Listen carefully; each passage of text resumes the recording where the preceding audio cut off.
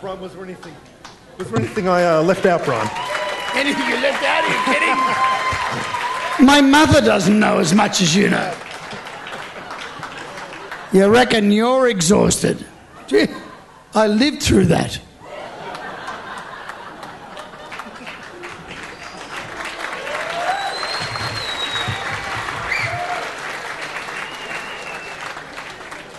Thank you so much, Glenn. He pisses me off badly because every time we go to a lunch, I sit near him. And people ask me questions about my career. They say, well, so when was that released? And I go, well, it was 1982. And he goes, no, it wasn't. It was 1982. And so who played on? And I go, well, no, they didn't. What is this? I am so happy to be here tonight. I got to tell you that I lived in America for nearly 20 years. In fact, a bit longer than 20 years. And most of that was in Los Angeles. And one of the most powerful organisations for us in Los Angeles was the American Songwriters Association. It makes me so happy to see that there is an Australian Songwriters Association.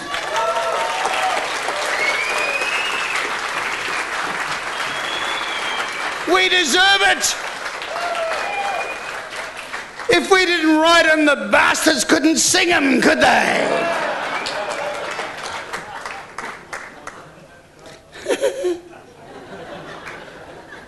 I just wish that when you got these sort of honorary awards, you could get them early in the evening, you know. I think I've had far too much catering.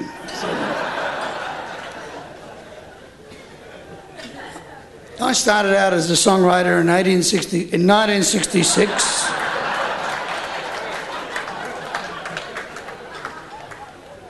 And I got to tell you, it was an accident, as Glenn alluded before. I was a piano player. In fact, I wasn't even a piano player. I was a pre-piano player. My father bought me a Capri organ. And because I was one of only 3 Capri organs in Melbourne, I got all the gigs. Think about that. As a result of that, I got to join the group. And the group was already a successful group before I joined. Ronnie, Charles and I joined as a second sort of a thing. They'd already had about 3 hits for CBS. And they asked us to join. In actual fact, they asked him to join. And he said, well, I'm not going to join without him. And they said, well, we don't want a piano player. And out of all of the piano players we don't want, we want him least.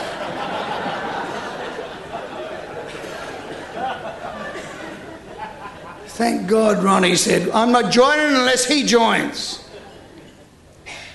So then I'm there a week. And we were signed to CBS. And the producer was going to come down the next week. And they farmed us all out. And so all the real songwriters in the band got to be in that room. And the ones who had never written before, which was me and the drummer, were in that room.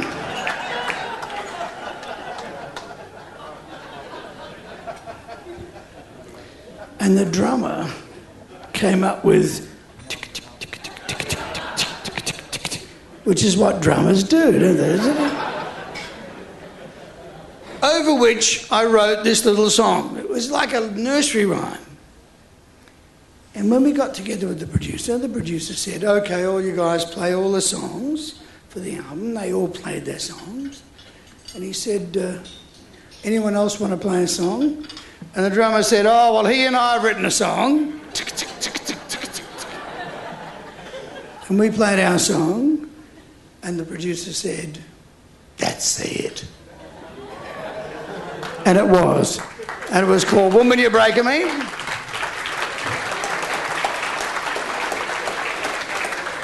And it got to be number 1, and I thought, number 1? This is so shit easy. Are you nuts? I can do this. Took me years to get another one. But it was an incredible time back then. I mean, nowadays it's very sophisticated and there's a lot of money and there's a lot of sophistication. But back then it was just really all about writing the songs. And we didn't write them because we thought Kenny Rogers was going to do it or because we thought The Who was going to do it. We were just happy if the people in our own band would do it. And really, that was a challenge, really. But we did. And so I progressed through the 60s and I had Woman You're Breaking Me. And I was lucky enough to have Such a Lovely Way, which was written with Don Moody, who was my writing partner through that whole period. And after that, we got into Axiom, which was a gorgeous time. It was the end of the 60s. Free love wasn't free, we realised. And we wrote Arkansas Grass and Little Ray of Sunshine. We had a lovely time. They were fantastic times. But I've got to tell you that in my life, the most extraordinary things that have ever happened to me have happened to me at the end of a song. Not at the end of a recording or not at the end of a show, but at the end of a song. When you finally realise, and there's people out here who've done this with me, where you know that at the end of that time, when you play that song, whether it's on a piano or a guitar, just between you and yourself, that it's perfect. And you don't want to change anything. Everything fits exactly.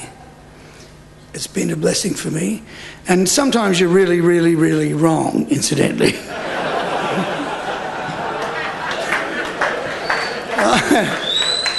I've written just a bit over 400 songs in my life.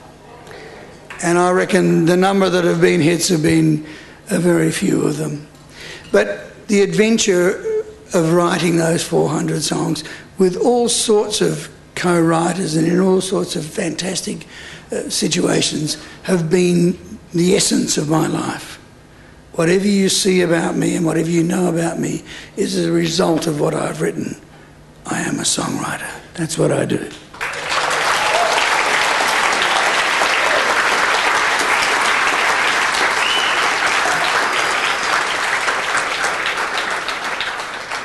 It's a bit easier to reflect now at the end, not the end, hopefully, but towards the end. Well, halfway. Actually, about a third in my career. It's easy to reflect backwards, but I just want to say to all the young songwriters and to all the people who are just starting out on this journey, it's the most extraordinary journey. You'll never do anything else like this in your life, whether it be a personal relationship with a person or a band or anything else. The act of writing songs is absolutely unique, and it's only about us. It's only about us. It's our absolute truism. It's whatever we talk about, whatever we feel, whatever we believe. If we can write a song, we are so gifted. We are so blessed. It's fantastic.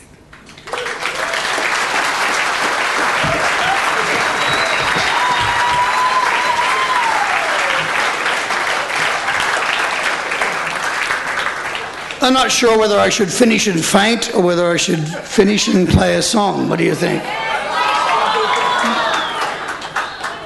Before I do, let me say one other thing. That we don't stand alone here. There's lots of us. And we rely for our bread and butter on the producers and the arrangers and the A&R people and all the other people in our industry that support us as songwriters. And we also relate very much to publishers. And I want to say to you that publishers in my life have been a very big role. I can remember being signed to Jack Argent back in 1843. We were signed. And after him, John Brommel, who was a fantastic publisher, you've got to admit. And lots of wonderful, and even around today, there's guys like Ian James and really, truly great publishers. And as much as we sort of think we're on the opposite side of them, we should examine the relationships because, truly,